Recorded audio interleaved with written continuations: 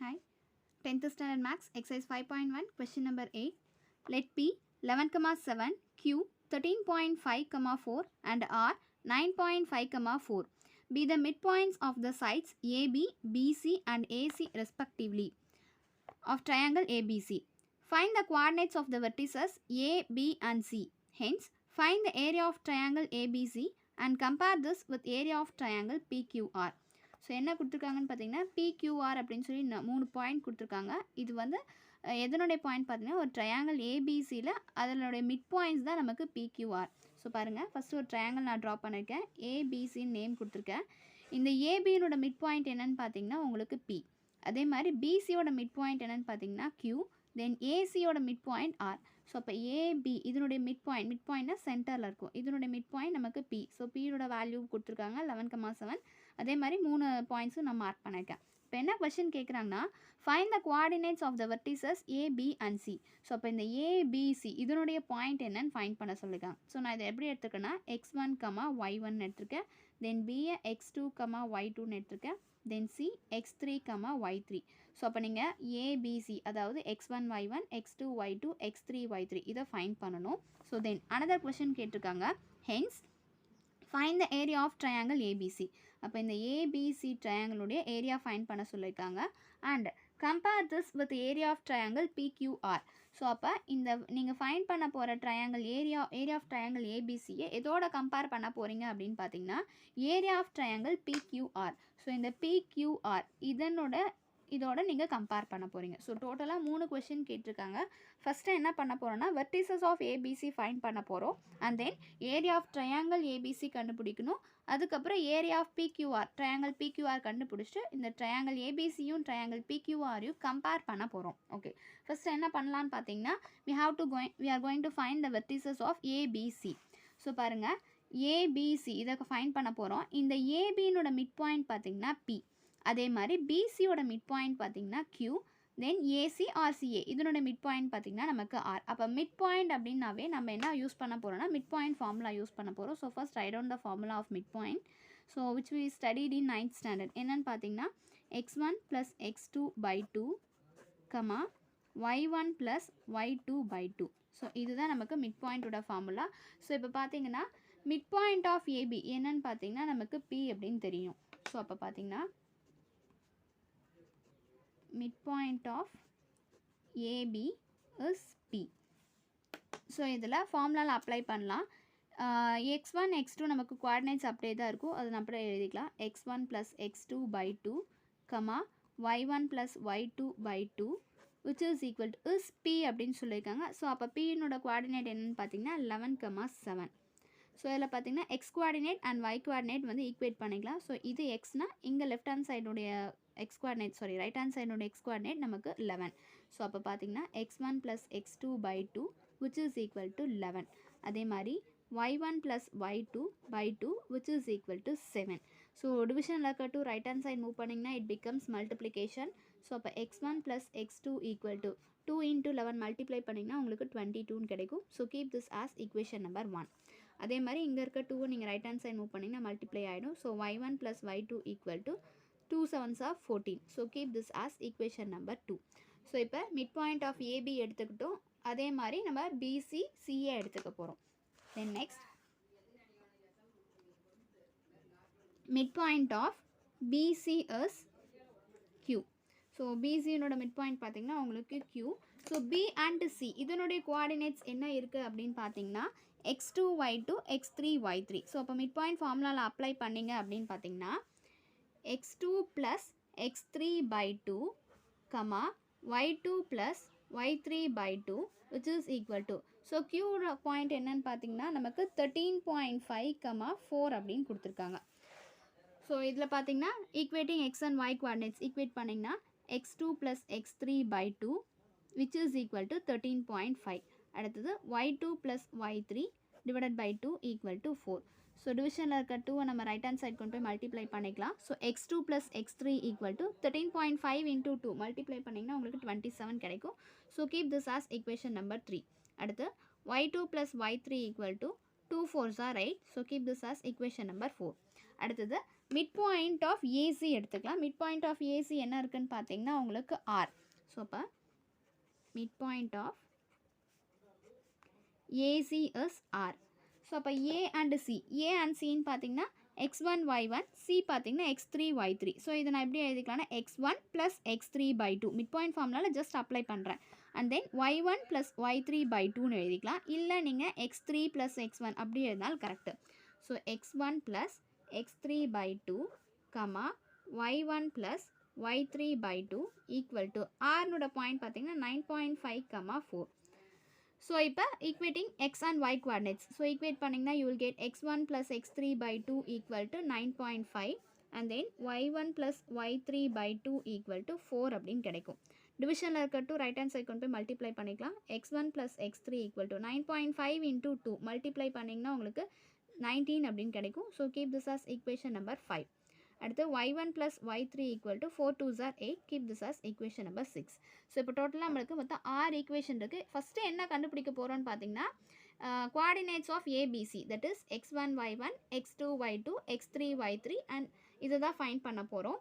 So இப்போ நான் என்ன பண்ண போகிறேன்னு பார்த்தீங்கன்னா so first equation second equation மொத்தம் 6 ஈக்குவேஷன் இருக்கா, இந்த 6 ஈக்குவேஷனும் சால்வ் பண்ண போகிறோம். So first I'm going to solve X equations, எக்ஸோட வேல்யூஸ் மட்டும் சால்வ் பண்ண போகிறேன். ஸோ பாருங்கள் இதெல்லாமே எக்ஸ். ஸோ அப்போ ஃபஸ்ட் ஈக்குவேஷன், அடுத்தது இங்கே பார்த்தீங்கன்னா third equation and then fifth equation. So solving 1, சால்விங்கிறத இப்போ ஆட் பண்ணிக்கலாம். ஸோ ஆடிங் 1 3 அண்ட் 5 இந்த எல்லா 3 ஈக்குவேஷன்ஸும் ஆட் பண்ண போகிறோம். ஸோ பாருங்கள் ஈக்குவேஷனுடைய லெஃப்ட் ஹேண்ட் சைட் பாருங்கள், இங்கே ஒரு x1 இருக்குது, அதே மாதிரி இங்கே ஒரு x1. அப்போ 2x1ன்னு சொல்லலாமா? அண்ட் தென் x2 பார்த்தீங்கன்னா இங்கே ஒரு x2 இருக்குது, தென் இங்கே ஒரு x2 இருக்குது. அப்போ 2x2, அதே மாதிரி x3 இங்கே ஒன்று இருக்குது, தென் இங்கே ஒன்று x3 இருக்குது. ஸோ டோட்டலாக இது எப்படி எழுதிக்கன்னா 2x1 plus 2x2 plus 2x3. So ஈக்குவேஷனுடைய லெஃப்ட் ஹேண்ட் சைட் x1 2 இருக்குது, x2 2 இருக்குது, x3 2 இருக்குது. ஸோ ஆட் பண்ணுறோம். ஓகே, அடுத்தது ரைட் ஹேண்ட் சைட் பாருங்கள், கான்ஸ்டன்ட் வேல்யூஸ் எல்லாமே ஆட் பண்ணிக்கலாம். என்னென்ன இருக்குன்னு பார்த்தீங்கன்னா இங்கே ஒரு 22 இருக்குது, ப்ளஸ் இங்கே தேர்ட் ஈக்குவேஷனில் 27, ப்ளஸ் ஃபிஃப்த் ஈக்குவேஷனில் பார்த்தீங்கன்னா 19 இருக்குது. ஸோ இதெல்லாமே ஆட் பண்ணிக்கலாம். ஸோ இதில் பாருங்கள் 2 காமனாக இருக்குது. I'm going to take it as common. So 2 எடுத்துட்டிங்கன்னா balance x1 plus x2 plus x3 equal to. So இது எல்லாத்தையுமே ஆட் பண்ணிக்கலாம். ஸோ ஆட் பண்ணிங்கன்னா நமக்கு 68 அப்படின்னு கிடைக்கும். மல்டிப்ளிகேஷனில் இருக்க 2 ரைட் ஹேண்ட் சைட் மூவ் பண்ணிங்கன்னா it becomes divide. So x1 plus x2 plus x3 equal to 34.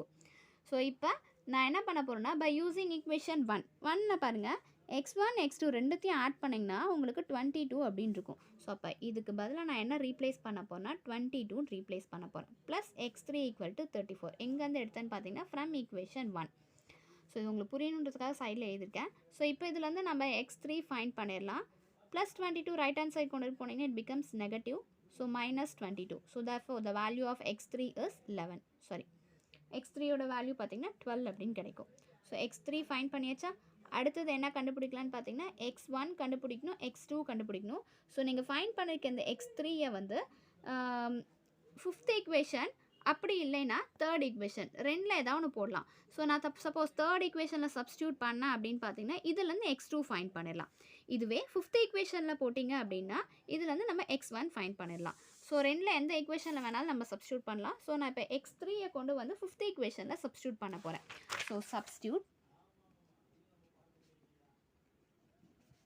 x3 equal to 12 in equation number 5. So equation number 5 என்னன்னு பார்த்தீங்கன்னா நமக்கு x3 plus x1 plus x3 which is equal to 19. இதுதான் நமக்கு equation number 5.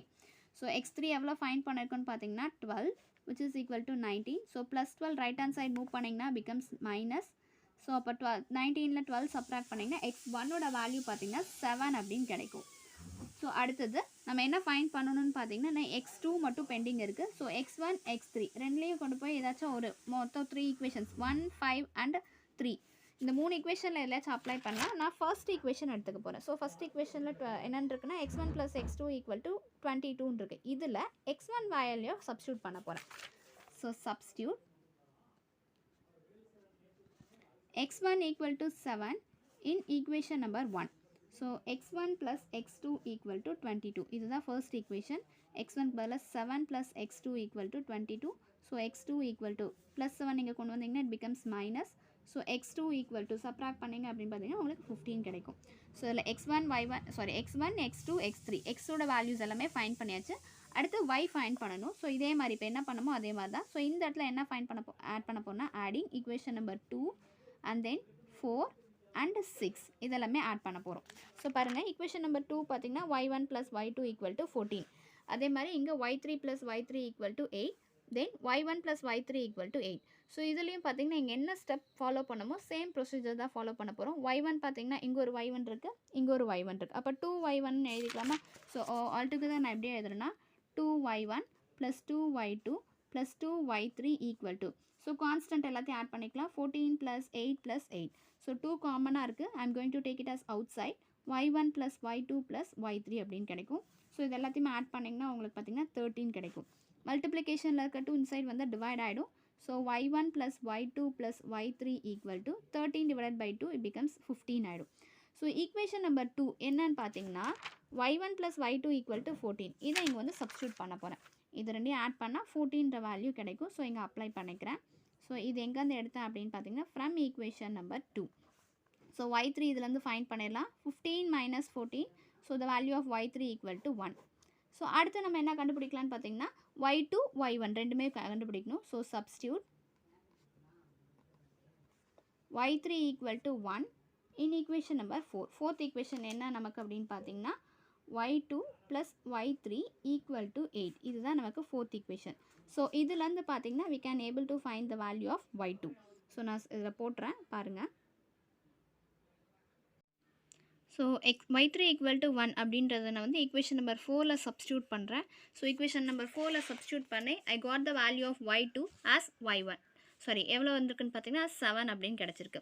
அடுத்தது இந்த y2 வந்து equation 2ல் substitute பண்ணி y1 வேல்யூ ஃபைண்ட் பண்ண போகிறேன். ஸோ அப்போ செகண்ட் ஈக்குவேஷன் பார்த்தீங்கன்னா y1 + y2 ஈக்குவல் டு 14. y2க்கு பதிலாக 7 அப்படின்றது சப்ஸ்டியூட் பண்ணிங்கன்னா ஸோ y1 பார்த்தீங்கன்னா உங்களுக்கு 7 அப்படின்னு கிடைக்கும். ஸோ +7 வந்து ரைட் ஹேண்ட் சைட் மூவ் பண்ணிங்கன்னா -7 ஆகிடும். ஸோ இப்போ பார்த்தீங்கன்னா y1 y2 y3 மூணுமே கண்டுபிடிச்சாச்சு. அதே மாதிரி x1 x2 x3 மூணுமே ஃபைண்ட் பண்ணியாச்சு. இப்போ ஏன் அப்படின்றது நம்ம என்னவா எடுத்துக்கோன்னா x1, y1. ஸோ அப்போ இங்கே பாயிண்ட்ஸ் எழுதும்போது கொஞ்சம் கேர்ஃபுல்லாக எழுதுங்க. x1 என்ன ஃபைண்ட் பண்ணணும்னு பார்த்தீங்கன்னா 7. அடுத்து y1 என்ன ஃபைண்ட் பண்ணணும்னோ 7. அதான் x1, y1 எழுதியிருக்கேன். அடுத்து பியை நம்ம என்னவா கன்சிடர் பண்ணணும்னா x2, y2. ஸோ x2 என்ன ஃபைண்ட் பண்ணியிருக்கோம் அப்படின்னு பார்த்தீங்கன்னா 15.